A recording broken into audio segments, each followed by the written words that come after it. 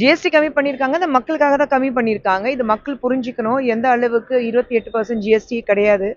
அதுலேருந்து 18%, 12% இருக்கிறது 5%, 5% இருக்கிறது சுத்தமா இல்ல. இப்போ நெறைய மெடிசின்ஸ்க்கு வந்து கிட்டத்தட்ட 330 மெடிசின்ஸ்க்கு உங்களுக்கு 0% ஜிஎஸ்டி இருக்கு.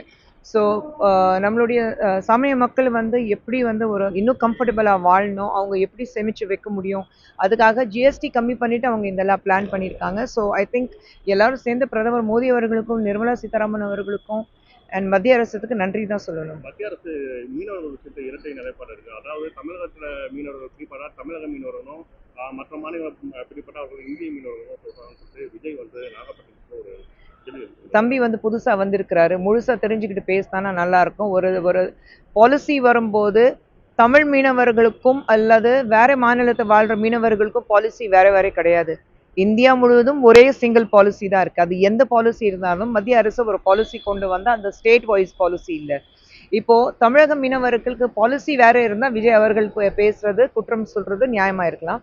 ஆனா அவர் வந்து கொஞ்சம் தெரிஞ்சுட்டு பேசினா நல்லா இருக்கும். அந்த மாவட்டத்துக்கு இன்னும் மேம்படுத்துறதுக்காக மெரீன் காலேஜ் தான் அமைக்கலாம். ஆனா தற்போது வரைய மத்திய அரசும் அதாவது இங்க இருக்கக்கூடிய தமிழ் அரசும் அந்த ஒரு நிலைப்பாடு எடுக்கல. ஏன்னா மெரீன் காலேஜ்ன்றது அந்த கப்பலை படுத்தக்கூடிய அந்த காலேஜ் இன்னும் அங்கே குற்றப்படுறது இல்லையா, அது விஜய் அவர்கள் குற்றச்சாட்டுகள் வச்சுட்டே இருக்காரு. அவர் அரசியலுக்கு வரட்டும், அவர் மேல எத்தனை குற்றச்சாட்டுகள் வரும் அப்புறம் பார்ப்போம்.